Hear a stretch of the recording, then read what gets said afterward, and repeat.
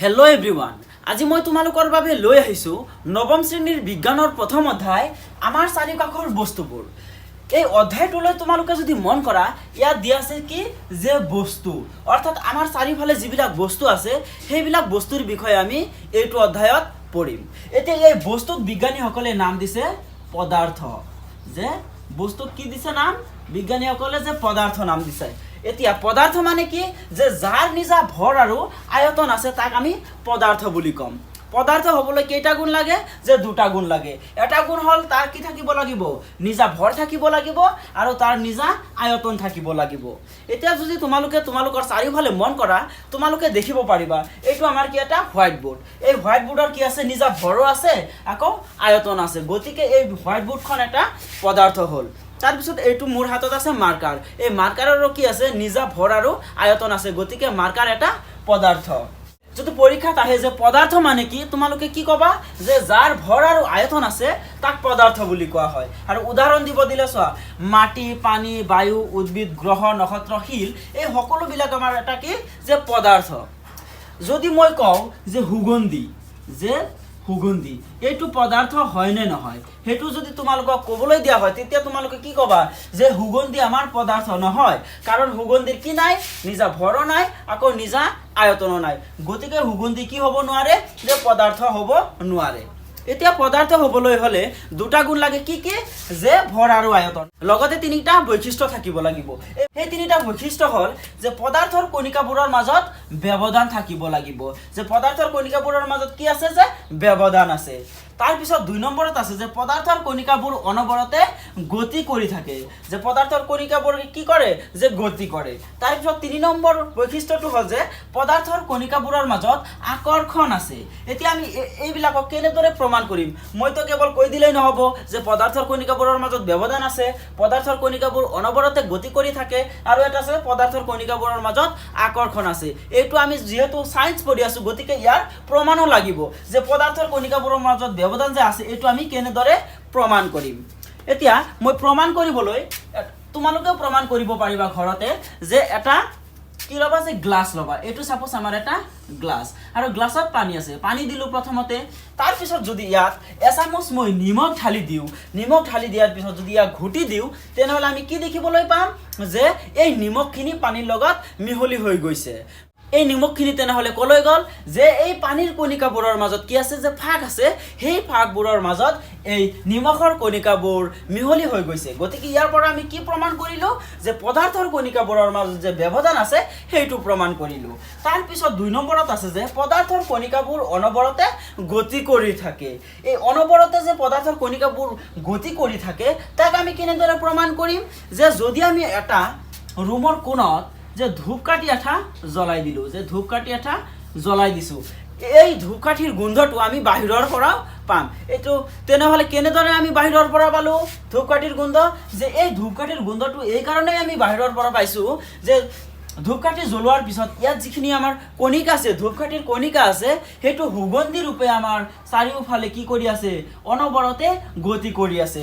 তেতিয়াহে এই ধূপকাঠিৰ গোন্ধ আমাৰ নাকত সোমাইছে, আৰু তেতিয়া আমি ধূপকাঠিটোৰ গোন্ধ পাইছোঁ। ইয়াৰ পিছত আছে যে পদাৰ্থৰ কণিকাবোৰৰ মাজত আকৰ্ষণ আছে। এই আকৰ্ষণটো আমি কেনেদৰে বুজিম?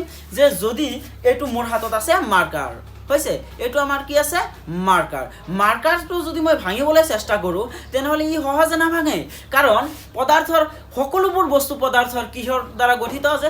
সকলোবোৰ বস্তু পদাৰ্থৰ ক্ষুদ্ৰ ক্ষুদ্ৰ কণিকাৰ দ্বাৰা গঠিত হৈছে।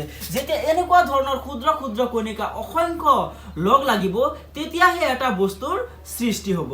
যে বহুতো মাৰ্কাৰৰ যিবিলাক পদাৰ্থৰ কণিকা আছে, সেইবোৰ একেলগ হৈ এটা মাৰ্কাৰ সৃষ্টি হৈছে, আৰু ইহঁতৰ মাজত কি আছে? আকৰ্ষণ আছে। যেতিয়া আকৰ্ষণ বেছি হ'ব, তেতিয়াহে ইয়াক ভাঙিবলৈ আমি কি হ'ব? যে বেছি শক্তিৰ প্ৰয়োজন হ'ব। গতিকে ইয়াৰ পৰা আমি কি প্ৰমাণ কৰিলোঁ? যে পদাৰ্থৰ কণিকাবোৰৰ মাজত যে আকৰ্ষণ আছে, সেইটো আমি বুজিব পাৰিলোঁ। এতিয়া এইখিনি যে পঢ়িলোঁ আমি, সেইখিনিৰ পৰা প্ৰশ্নাৱলীত যিকেইটা কুৱেশ্যন আছে, সেইকেইটা এতিয়া আমি সলভ কৰিম। পেজ নম্বৰ 3 থকা প্ৰশ্নাৱলীত প্ৰথম কুৱেশ্যনটো দিছে যে তলৰ কোনবোৰ পদাৰ্থ? যে তলত কিছুমান নাম দিয়া আছে, এই নামবোৰৰ ভিতৰত কোনকেইটা পদাৰ্থ হ'ব সেইবিলাক আমি নিৰ্ণয় কৰিব লাগিব। নিৰ্ণয় কৰাৰ আগতে আমি জানিব লাগিব যে পদাৰ্থনো কি। এই পদাৰ্থ যে দিয়া আছে ইয়াত পদাৰ্থ কি তাক আমি জানিব লাগিব তাৰ পিছতহে আমি ক'ব পাৰিম যে এইকেইটাৰ ভিতৰত কোনবিলাক পদাৰ্থ হ'ব আৰু কোনবিলাক পদাৰ্থ নহয় তোমালোকক মই আগতে কৈছিলোঁ কি যে পদাৰ্থ সেইবিলাকক কোৱা হ'ব যাৰ দুটা গুণ আছে যে নিজা ভৰ থাকিব লাগিব আৰু নিজা আয়তন থাকিব লাগিব যদি কোনো এটা বস্তুৰ নিজা ভৰ আৰু নিজৰ আয়তন আছে তেতিয়া তাক আমি পদাৰ্থ বুলি গণ্য কৰিম এতিয়া প্ৰথমতে দিছে চকী চকীৰ কি আছে নিজা ভৰ আছে আয়তন আছে গতিকে চকীটো হ'ব আমাৰ পদাৰ্থ গতিকে আমি লিখিম যে পদাৰ্থবোৰ হল এক নম্বৰত আছে চকী গতিকে চকীটো আমাৰ পদাৰ্থ হল তাৰ পিছত আছে বায়ু বায়ুৰ নিজা ভৰ আৰু আয়তন আছে গতিকে বায়ু আমাৰ হ'ব পদাৰ্থ ইয়াত মই বায়ু লিখি দিলো তাৰ পিছত আছে প্ৰেম প্ৰেমৰ নিজা ভৰ নাই আয়তন নাই গতিকে এইটো পদাৰ্থ হ'ব নোৱাৰে তাৰ পিছত আছে গোন্ধ গোন্ধৰো কি নাই নিজা ভৰ আৰু আয়তন নাই গতিকে গোন্ধও পদাৰ্থ হ'ব নোৱাৰে তাৰ পিছত আছে কি ঘৃণা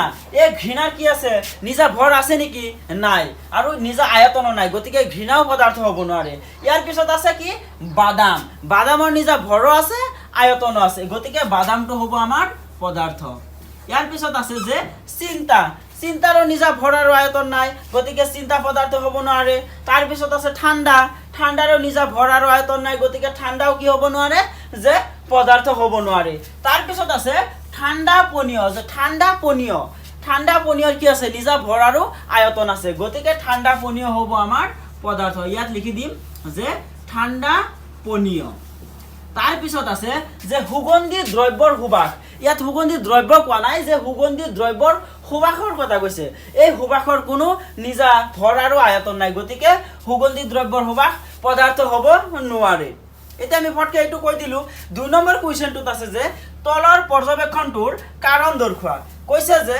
উত্তপ্ত অৱস্থাত থকা বস্তুৰ গোন্ধ কেইবা মিটাৰ দূৰৰ পৰা পোৱা যায় কিন্তু ঠাণ্ডা বস্তুৰ গোন্ধ পাবলৈ ওচৰলৈ যাব লাগে এটো আমি সকলোৱে জানো অলপ আগত বৈশিষ্ট্য কেইটা কৈছিলো কি যে পদাৰ্থৰ কণিকাবোৰৰ মাজত আকৰ্ষণ বল থাকে পদাৰ্থৰ কণিকাবোৰ অনবৰতে গতি কৰি থাকে আৰু এটা আছিল যে পদাৰ্থৰ কণিকাবোৰৰ মাজত ব্যৱধান থাকে বা ফাঁক থাকে কোৱেশ্চনটোত কি কৈছে যে উত্তপ্ত অৱস্থাত থকা বস্তুৰ গোন্ধ কেইবা মিটাৰ দূৰৰ পৰা পোৱা যায় কিন্তু ঠাণ্ডা বস্তুৰ গোন্ধ পাবলৈ ওচৰলৈ যাব লাগে যেতিয়া কোনো এটা বস্তু আমি গৰম কৰিম তেতিয়া কি হ'ব যে পদাৰ্থৰ কণিকাবোৰৰ মাজত ফাঁক মেলিব যেতিয়া পদাৰ্থৰ কণিকাবোৰৰ মাজত ফাঁক মেলিব অৰ্থাৎ আকৰ্ষণ বল কমি যাব তেতিয়া পদাৰ্থৰ কণিকাবোৰ কি কৰিব যে অনবৰতে গতি কৰি থাকিব এনেকৈ যাদৃচ্ছিকভাৱে অনবৰতে গতি কৰি থাকিব যেতিয়া পদাৰ্থৰ কণিকাবোৰ গতি কৰি থাকিব তেতিয়া এই পদাৰ্থৰ কণিকাবোৰ আমাৰ নাকত সোমাব তেতিয়া আমি পদাৰ্থৰ কণিকাটোৰ গোন্ধ পাম ঠিক তেনেদৰে আমি লিখিব লাগিব যে কোনো এটা বস্তু